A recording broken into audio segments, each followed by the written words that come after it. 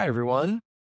June is Pride Month, and to celebrate pride in the diabetes community, we are highlighting amazing stories from the LGBTQ plus diabetes community to show that diabetes doesn't have to stop you from being who you are and living your best life.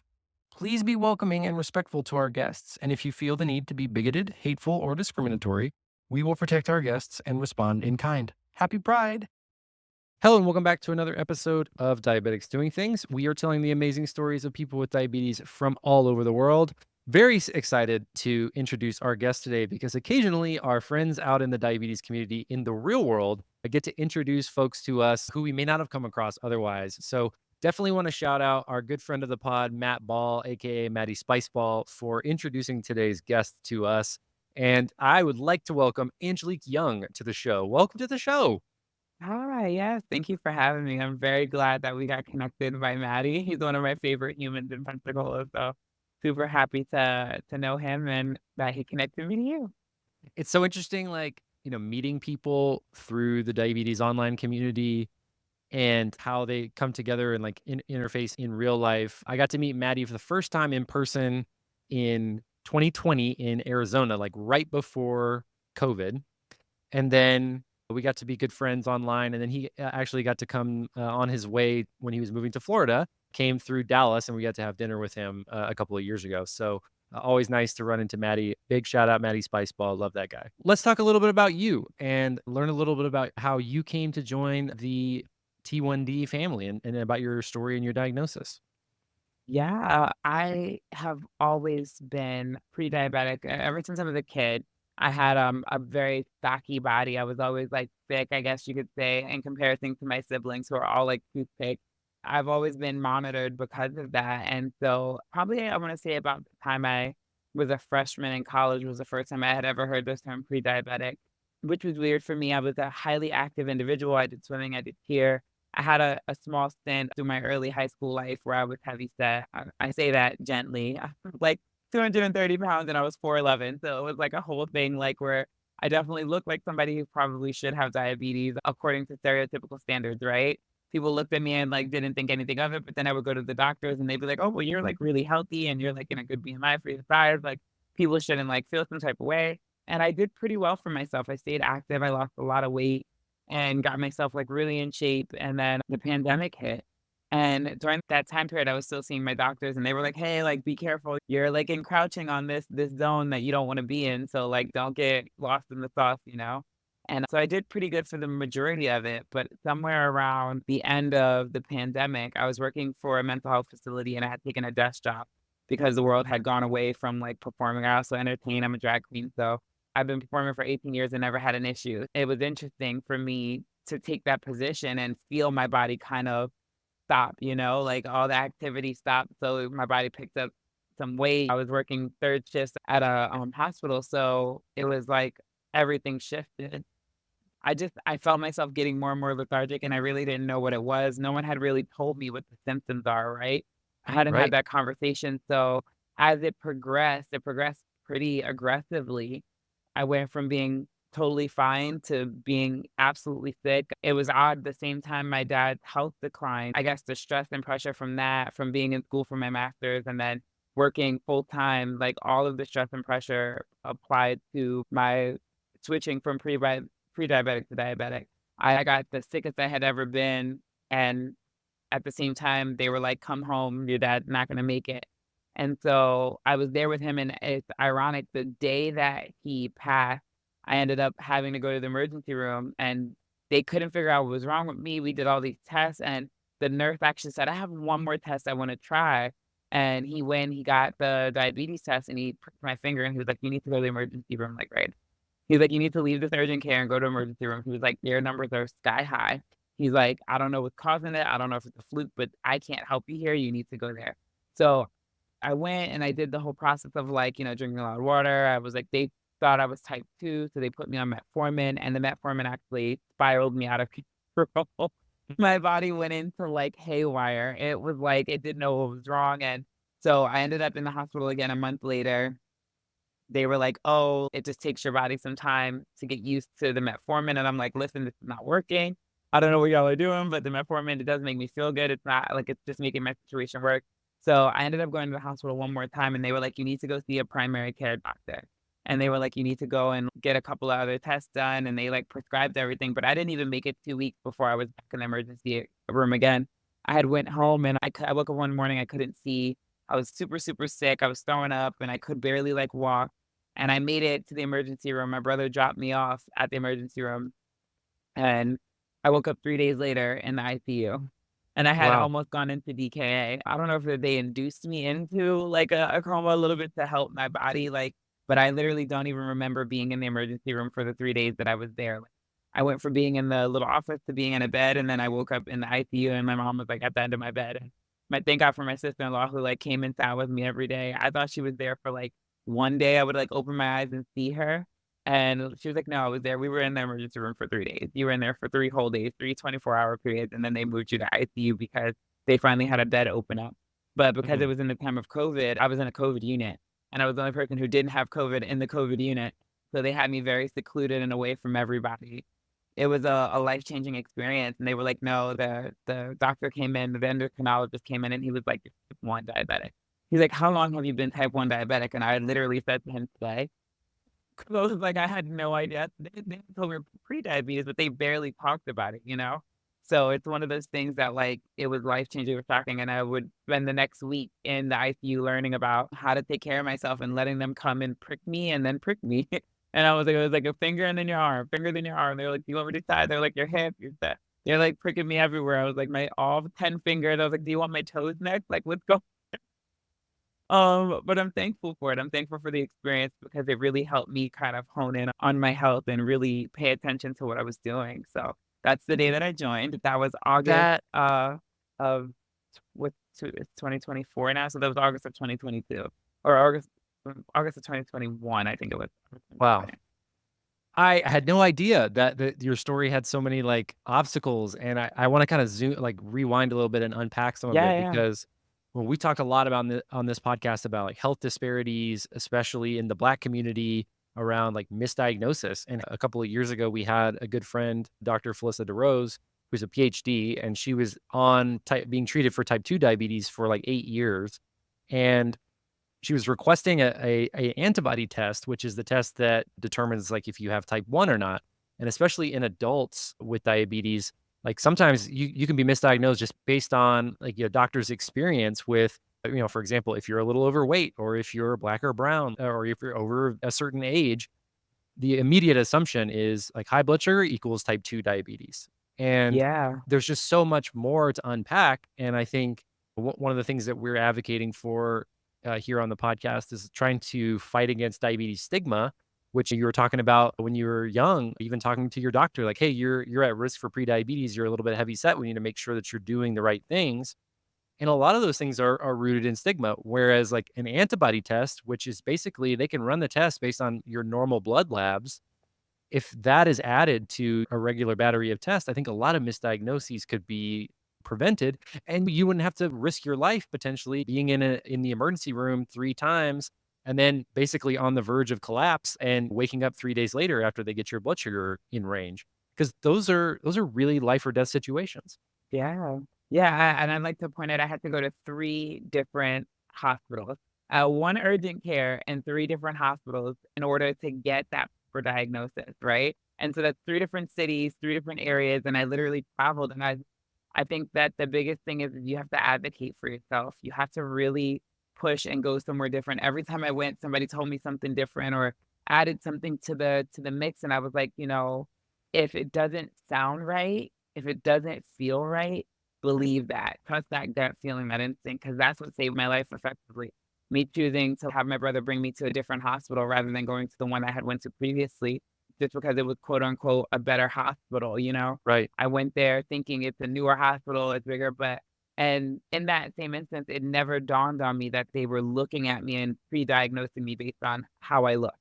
And that was a wild thing to come to terms with when I met my final doctor who became my official endocrinologist. It was wild, the difference in the way that they spoke to me, and it took me being with somebody, he was a man of Indian descent who ended up being my doctor, and he was the first person who really looked at me. I had a woman doctor who was Hispanic, I had had a white doctor, and I had had a young man who was Hispanic who helped me initially along the way, and it wasn't until that final doctor that really took the time to be like, "Hey, listen, like, this is where we're at." And the conversation was completely different also. They really sat with me and explained to me like, "Hey, listen, like, this is what happened. This is how you got here." And they asked the right questions, and we had a full conversation, and he really wanted to know my story. He didn't just assume anything. He really sat with me, him and his associate. They both sat in the room and really broke it down to me when I woke up that day, and they made sure that I understood where I was and how I got there. I want to talk a little bit about advocacy for yourself because that's something that I think a lot of people struggle with because it takes courage to tell a doctor, I don't think you're right. I know what's going on with me. So, where do you think that that came from? Where you really recognize, like, hey, this isn't the place for me? Was it the way that like you said, you weren't able to communicate? Was there some other, sixth sense? You mentioned like when you found the right doctor, the way that they talked to you, that they saw you, that they were, talking to you, not through you. Where did that sort of innate sense of like self advocacy come from? I think having had proper experiences in the back where a doctor really educates you on the situation or the nurse will educate you or they put somebody with you and when they're sure beyond a reasonable doubt, right, they're gonna give you all this stuff. And I had been in emergency room situations where I hate when I'm in the hospital and someone comes in, they look at you, they look at the chart and they say, "Oh, this is just X, Y, and Z. Go ahead and do whatever." And so I'm the kind of person who I've always been inquisitive. Like, I wanna know what's going on, so I'm gonna ask why, how, where, when. I want you to tell me everything. I'm not gonna pay this bill. This is a McDonald's, right? We're not going through and getting our chicken nuggets and french fries, and however they come out, right? This is my life. So I've always been a huge advocate for myself because I wanna be able to explain to people what happened to me. I wanna be able to tell people what I'm going through and how if somebody asks me like, "Oh, you were in the hospital for you were in an emergency room, what happened?" I'm like, I don't know. I went Yeah. in, they said it was this, and I walked out." How many times have we done that, right?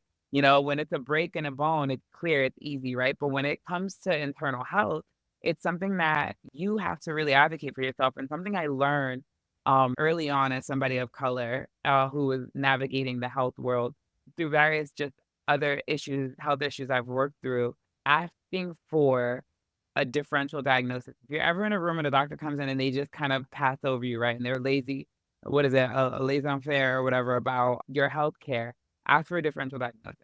And then what that does is that forces them to have to go through all the possible things that it could be. The example that was given to me is like if you have a headache, right? They're gonna say, did you hit your head? Did you eat? Did you go to the bathroom? Like they're gonna go through all of those different things with you and say, okay, well, these are the things that it could be, these are the things that it can't be. And when you ask for that differential diagnosis, it forces them to go through everything and you can kind of have that conversation and they have to run tests to prove it. They have to actually do that. And that's something that all basic healthcare professionals learn. It's literally a standard of care for them. So it's something they might skip over because it's easier to just go with the most reasonable explanation. It prevents them from having to do extra work. It prevents them from having to do whatever. So it's easy to come in the room and just assume. But if you really don't feel like that's right, there's been times I've been in the room and I'm like, no, that can't be it. You cannot tell me I'm in too much pain for it to be this, and I'll argue and I'll say, I'm not leaving until you guys tell me that there's nothing else this could be. There's no way that it could only be this answer. Say you quote unquote run every test, but I'm still in pain. There's no way, right? And so it's okay to say that. I think people feel like they can't say no, that I don't accept that Hmm. answer. It's okay to ask for a different doctor. It's okay to ask or advocate for yourself and say, no, like, I don't feel like this is okay. Like, please have somebody else explain this to me because you're not taking the time to do it. So find someone. And I think that people don't realize that you can challenge them in that way. I really love the way that you frame that because, I've been in situations even that are not like dire or like extremely urgent with doctors where I sort of just can't find my voice or I feel like I come in there and if I don't write things down, I forget like things are moving fast. I'm absorbing a lot of information and it can be overwhelming.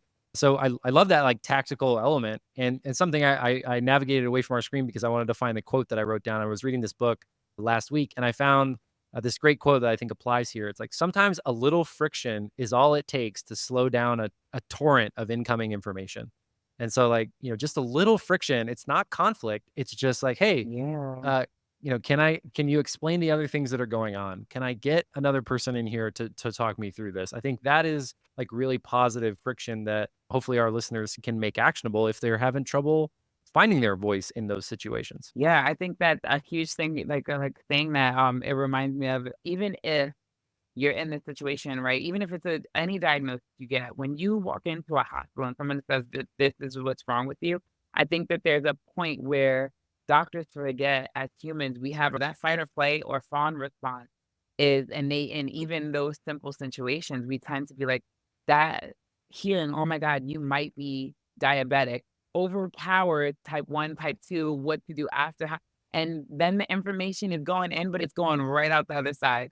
The drain is working, nothing is being held in the net. The holes are now really wide open, and you're just hearing, "God, I've been diagnosed with something," regardless of what it is, right? Right. So the reality is there's that moment where you have to put your hand over the hole and be like, "Stop. I need a minute." And that's okay too. Even that is such a powerful sentence. "Stop. I need a minute." Like, I need a moment. Like, you gotta stop and give me a moment to digest the fact that you just told me I'm diagnosed with something, right? And I think when we're in these situations, we put so much of our care and our power into these professionals because this is their job, right? They're the professional. They're the one who trained for years. We're supposed to just innately believe them. But I think at the end of the day, you have to remember that this is your life. And they go home without that diagnosis, and you go home with it and all the baggage that it contains. Right. So you have to be willing to say stop and the bill for no other reason. The bill is your reason to say stop. I need a moment. I need you to walk out the room and give me a moment to digest Yeah. the fact that you just I'm paying for diagnosed me with this. something. I'm paying for Right. this somehow. Yeah. This room is mine for the next however long because I paid for it. So whether I paid for it or not, whether it stays on my bill or not, this is my bill now, right? So you have that right, and you can do that in your personal care. You can do that in urgent care. You can do that in emergency room. You can do that with your specialty care. You have the right to say, stop. I need a moment. And then you have the right to say, no, explain that to me again. When they come in and they get frustrated and you see the frustration on their face, that's even more of a reason for you to be like, no, now I want you to walk out the room, take a lap, go help somebody else and come back because I need you to sit with me and take it seriously. This is my life. This is my forever. When I leave, I'm changed forever from this moment on. And I think that that's such a thing that people don't acknowledge. I've had so many times where I sat down at home and I'm like, "Oh my God." Like, and now I can't go back in the office and say like, "Oh, I need to speak with Doctor Patan because he said X, Y, and Z." They're gonna say, "Make an appointment for 3 months out." And all I have is a Right. question. I can't email and hope to get a response. I can't call and leave a voicemail. We're not in those times. There's too many people in the world. They're busy. So this is my time. This is about me. This is the one shot I get to get as much information as possible. And if you can't give it to me, I'm okay with a nurse coming and sitting with me. I'm okay with the attendant from the counter. Give them the folder, come explain it.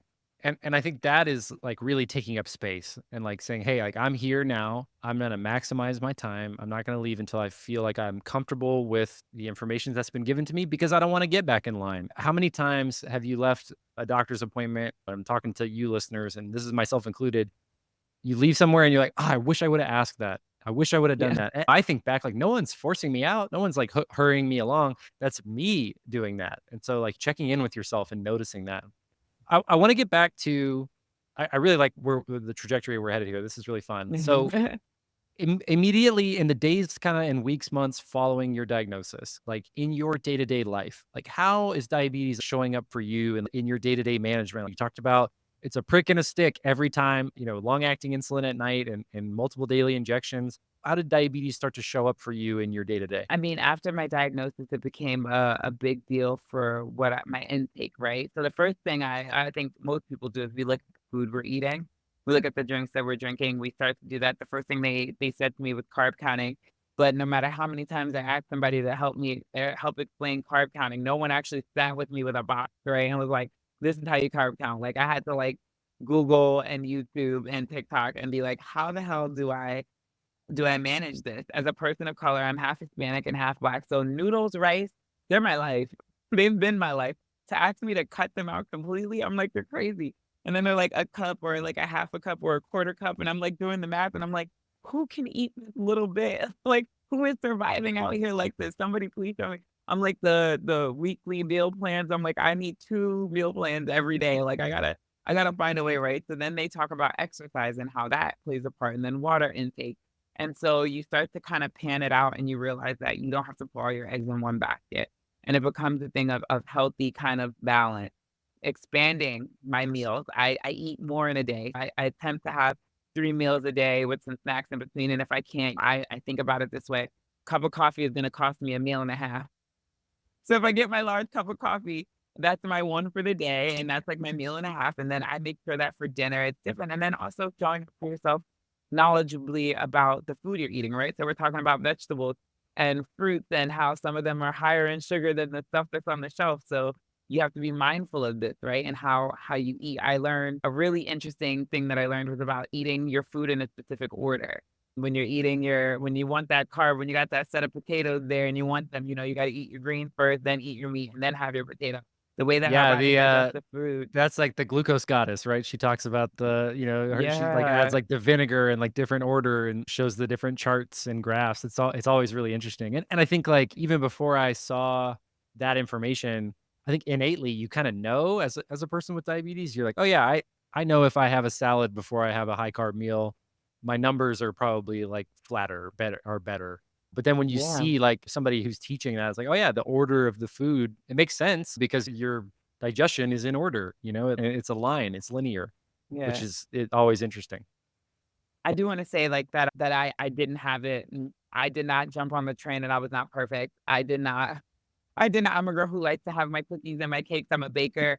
I love ice cream. I eat it on the regular, and I think finding that happy balance of eating what I didn't wanna give up everything. I did it for, like, the first year, right? I gave up everything, and I was miserable, and I'm like, "This can't be my life. I can't live like this. I can't not have anything," right? So, finding that happy balance of being able to, like, eat what I wanted was super important to me, and finding different ways to do it. Not eating so much, like, fast food or, like, not eating so many fried things, like, staying away from the breaded, things like that. I can still have them, but not in the way I was having, like, different forms of fried chicken every day, like, one was breaded, one was, like, panko, one was this crumb, one was that, one was flour, like, I'm like, "It's all whatever." Having friends that are gluten-free helped me a lot too. I had to make a lot of my baked goods started to become a lot more gluten-free, but I definitely messed up a lot along the way. There's no way me as I'm 37, I'm gonna be 38 this year. I've lived until I was 35 without any issues, right? I was eating whatever I wanted, I was working out, I was doing whatever, and I was fine. So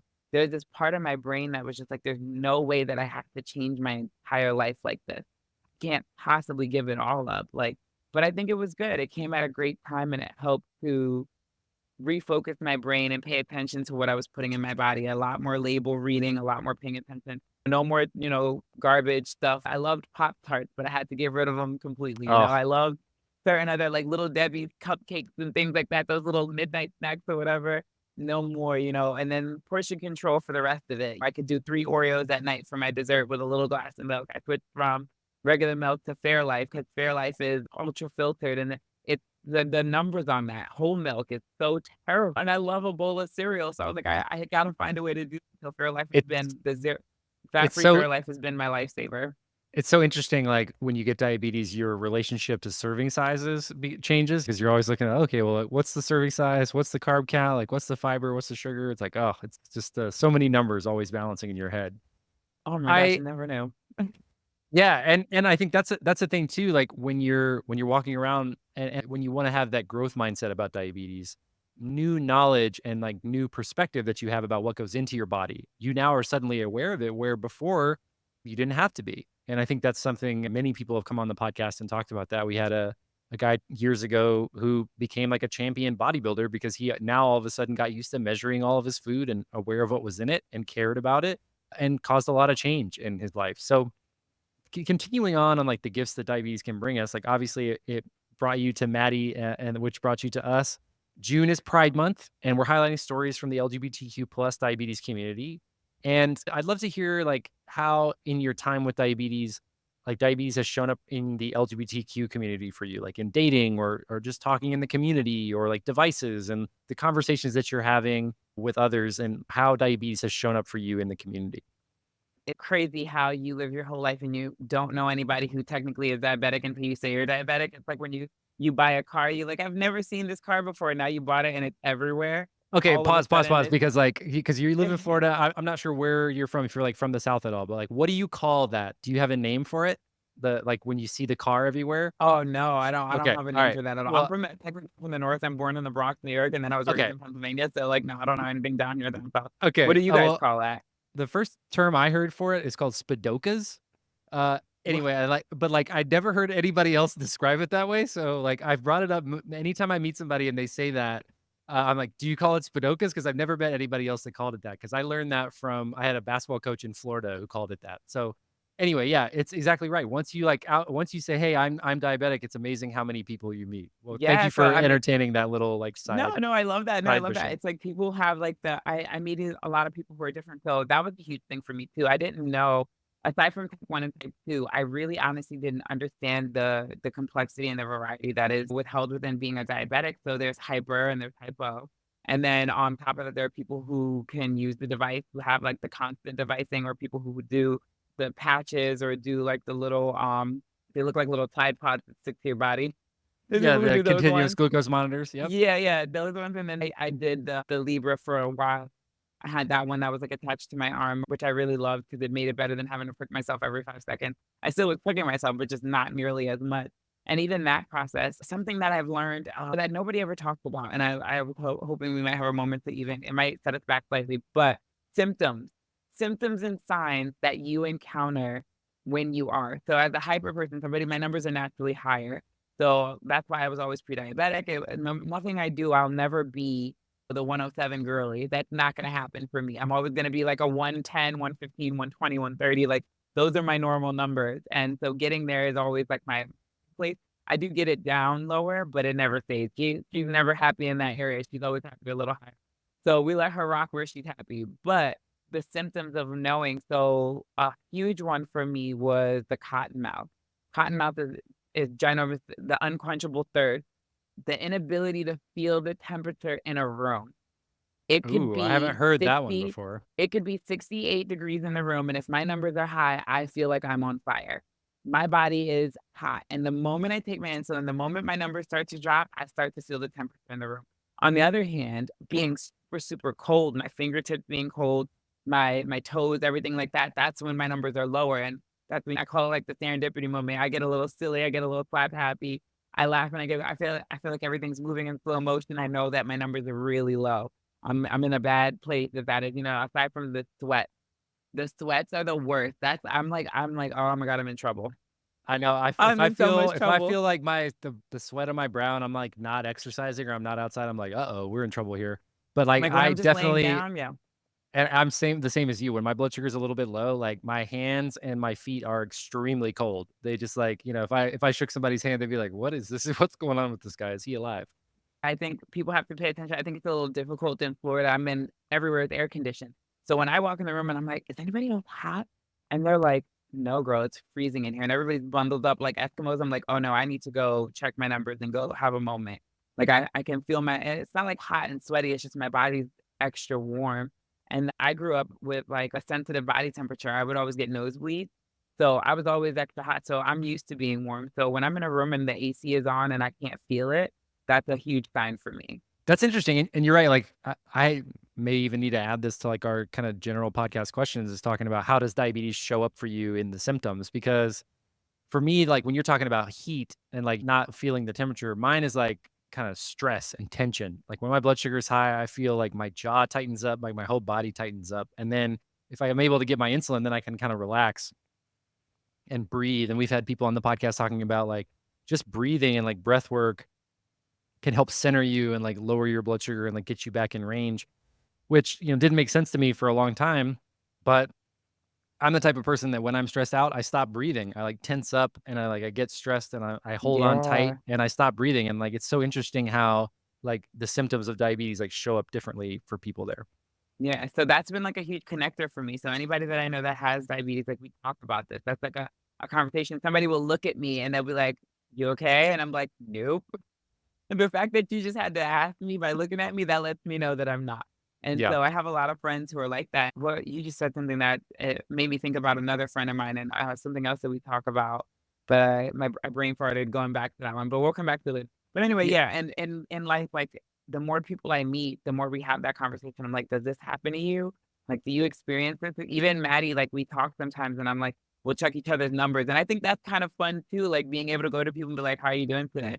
Like, are you doing good? Like, are you good?" Like, I quit drinking completely for a year and a half. I was like, "I can't." I was trying to maintain it, but even going out and having one, your pancreas being a huge, huge, huge deciding factor in how your body reacts. That was something I didn't know, but stress. Okay, yeah, no, no, stress. So you said it shows up to you in stress, anxiety for me. I have anxiety Mm. severely. So when I'm having an anxiety attack or even a panic attack at sometimes, they both can set off my diabetes completely. Change my whole world upside down in an instant just because of that. So learning that your pancreas can be activated by anything. You could drink a cup of coffee, soda, something with a bite of a candy bar. It could be stress. Stress is such a huge factor for us. Any little bit of stress can truly like make us just spiral down all of those symptoms. And once those symptoms start, your body is now used to it. And that was the psychology behind it. Your body starts to feel that and immediately goes, "Oh, we're in overdrive.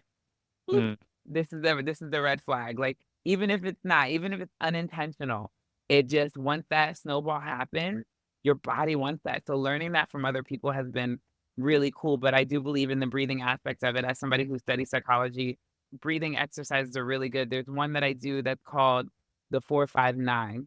And you inhale for 4 seconds, you hold for 5, and then you exhale for 9. And it's you do that 3 times at least. If you can do it more, great, but after 3 or 4 of those, I feel my whole body has decompressed. Isn't that so crazy? Like, because again, I was a person who lived throughout the world without basically any knowledge of like the breath and how the breath moves the body, and I had been around some people who were into yoga, but it never really resonated with me. And the 4-5-9 or the deep breath, and then like a little breath, and then letting that out. It's so amazing how just a little focus on the breath or counting 10 breaths. Yeah. That's like a very like a guided meditation principle and like practice is just count 10 breaths. And I find that if you can do that, whether it's 4-5-9 or counting 10 breaths or just in and out, like consciously doing that, the benefits that can give to you and your brain and your body, and like centering yourself in your body is so beneficial. And it's so simple. It's so crazy how like the same thing with like if your blood sugar is a little bit high, go for a 5-minute walk outside. It's like Yes. it can't be that easy, but it really is. It is just moving, the movement. I got an Apple Watch specifically because I wanted to monitor my movement more because I was like, "I'm not taking enough steps in the day." I work from home, I'm at a computer, or I sit down a lot, and so I sometimes will forget to get up and go. So having that little goal every day of hitting, like, a certain amount of steps has helped me being like, "Oh, okay." So after a meal, I'll go for a walk, or, like, if somebody says something, I'm like, "Let me go to Walmart and do my grocery shopping," because walking up and down the aisle is is a great way to help alleviate that. Oh, there's like in the online community, like going to Target is like a surefire way to get a low blood sugar because you're gonna be walking up and down, carrying things. It's great. So Especially when you don't know where you want. The best time to exactly, go. yeah, you're just wandering, you're getting those steps in. So I want to talk to a little bit about like you live as a Black trans diabetic woman, which makes you part of like the most vulnerable populations in the United States. So Target you within a know, target within a target. like just filtering down, filtering down, filtering down, right? Yeah. And so like I pulled some statistics for this conversation just for our listeners. So Black transgender women face disproportionate levels of violence. Black transgender women face higher rates of unemployment and poverty. And we talked already about your health disparities. Like again, like filtering down, like we know that Black and brown communities face health disparities. LGBTQ communities face health disparities. And like having both of those in one place, plus the diabetes, like really puts you in an at-risk population. So for people like me who aren't any of those three things and who maybe haven't even encountered too many Black people of color who are in the LGBTQ community, like how can we be better allies? How can our listeners be better allies to our trans brothers and sisters, especially ones with diabetes? I hate to be, like, stereotypical, but if you see something, say something. Kindness is free, and I think that if you meet somebody, I have a huge rule. I do a lot of motivational speaking, and I speak to a lot of different companies or organizations, like their ERGs or, like, their pride groups within the company's DEI programs that are still available and running. I speak to them, and one of my favorite things to do is that if you're curious about this community, or if you're curious about this particular group of people, I say a cup of coffee or a small meal. Have a cup of coffee with them or a small meal with them and just talk to them and hear their story. A lot of people in this world live unheard. And I think the greatest way for you to understand as a listener, as somebody who wants to take that step into that direction, is to make a friend. And the simplest way to do that is to literally have a conversation. And a lot of times people dismiss like a cup of coffee. I don't care if it's a cup of water, or if it's a can of Coke. But if you sit down with them and you have this moment, it really does open up the world for you, and you now get to meet somebody and you have a wonderful story to tell. And it's actually telling and sharing our stories that have, even if you're listening to this podcast and you don't know a Black trans woman, you now know me. Feel free to tell my story, tell people about what I've gone through and what I've done or the experiences that I've had. Share that and lead them back to this podcast, right? Because if you do that, you're helping the education and the understanding of a very, very small group of people expand. By doing that, you're giving us visibility. By doing that, you're helping people realize that not only are we real, but we're human, and you're giving that experience. So I always tell people, if you have the opportunity to meet somebody, take a moment to speak with them. Even if you can have just a small 5-minute conversation, that's life changing because it gives them a moment to share their story. And now their story lives on through you and how you share and how you bring that to other people. So that's the simplest thing you can do. Outside for that, advocate them. When you're in these doctor's offices and you're in these emergency rooms, when you're at these jobs and you see them and you're working with somebody and you see that they're going through a hard time, that's what I mean by see something, say something. Be like, hey, listen, they're no different. Their job is no different than me. Stand up for them. Be like, hey, they're doing a great job, or even giving them that for being a solid person for them, being a support system. It's huge. It's so easy, and it's so crazy to think, like we were talking about with diabetes, right? It can't be that simple. It truly is. Just being there and showing your support for them and standing up for them in spaces, especially in rooms where they're not in. I think that that's like the biggest thing is being like, it's one thing to do it when they're in the room. It's another thing to stand up for them when they're not in the room or when there's other people not in the room. Standing up for the community as a whole. It's super important and imperative that people do that because the more you do that, the more it becomes commonplace, and the more commonplace it becomes, the easier it becomes for everybody. I love that you said that because, in the diabetes community, there's a lot of people in it and they come from a lot of different walks of life. But if you're part of a community, you know the benefits of exactly what you just said, of being seen, being understood, of not having to explain who you are and having people go to bat for you and having people support you, even if it's just a cup of coffee or a pat on the back or just saying, "Hey, I see you. I'm here to support you."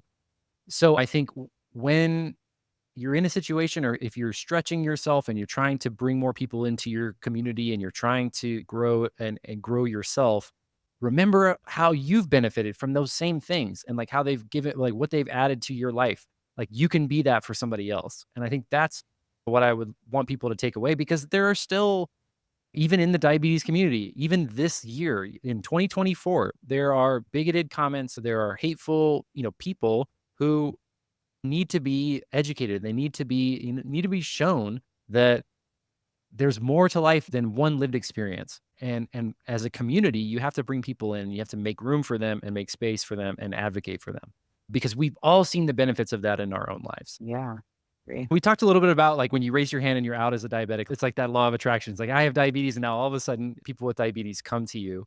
Something that we talk about is on this podcast a lot is like it's diabetics doing things. Diabetes is difficult. It's hard. There are challenges, but you can be who you want to be with diabetes. So I'd love to hear from you encouragement to people out there who want to embrace their full selves with diabetes and who want to make sure that they're, living their truth and taking space as themselves in the world. What advice would you have for those people?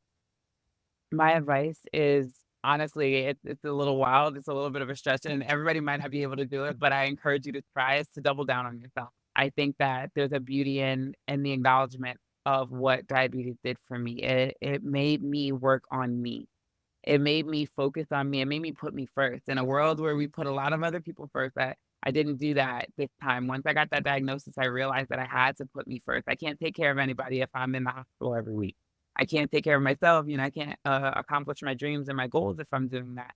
So the first and foremost, take care of yourself. Choose you, because at the end of the day, nobody else is going to do it for you. Even if somebody did, even if you're blessed to have a partner or a parent or a sibling who's willing to step up, or even a best friend and do that for you, think about that. You're asking other people to give up their lives to take care of you when this is your life. You only get your one shot to do it right. So take care of yourself and then utilize that. I mean, my journey was crazy. 2 years ago, I was working in a network marketing industry that I loved because it allowed me to work from home, spend time with my family. It was a really awesome experience. But I was in a bubble and couldn't do anything outside of that, and so I got into activism and advocacy, and I quit drinking for a year and a half. I was sober for 18 months, and I really focused on myself and brought myself into a healthy space, and that changed my life. It attracted a whole different line of people, and from that, I became an advocate, not only for Black trans women, but for diabetics and for people who are in the community and for people who are looking to just feel safe in the state of Florida, right? And that brought me into so many other rooms, and honestly, I do owe it to that because had I stayed in that place that I was in when I got diagnosed, that dark place where I was, drinking my problems away and being upset about having another diagnosis on my life or having another obstacle to overcome, right? It's easy to fall into that darkness, but I think in that same hand, the beauty of it was it made me realize that I had to take control of my own life.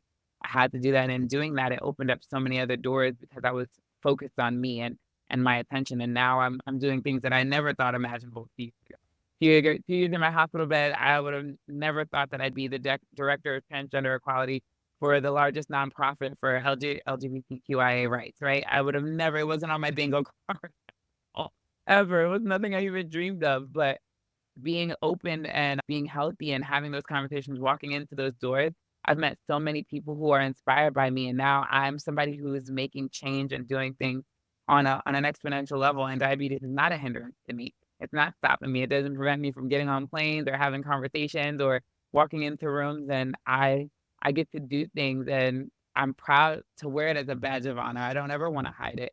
I don't ever want it to be something I'm not ashamed of it. It's something that truly helped me be a better person, so I say double down on yourself. If you could tell your like 2 years ago, going back 2 years, what impact do you think it would have on you to be able to hear what you just said? Like if Trust the you process.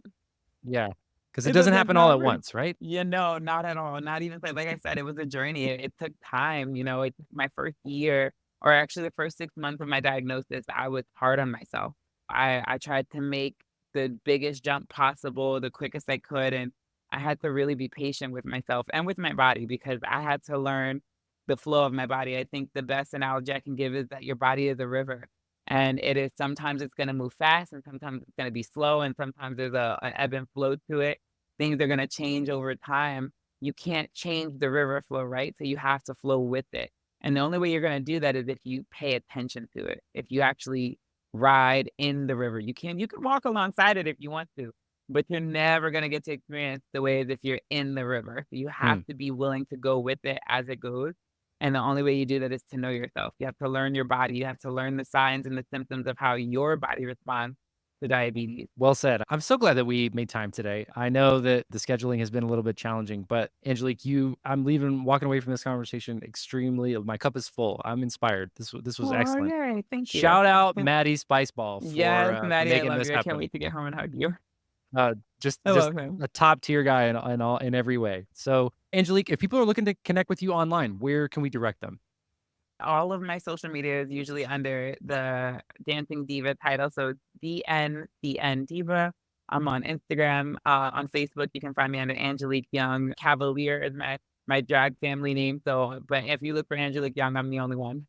I think other than that, I work for Equality Florida, so if you guys have any interest in supporting the movement in Florida and helping out specifically the transgender people here and residents of Florida, please do feel free to contact me through there as well. I love the work that I do, and I'm happy that life has brought me here. Well, we will absolutely include all those links in the show notes for our listeners. And Angelique, again, thank you so much for your time today and for all that you do for people with diabetes. Thank you so much. It's so glad to be here.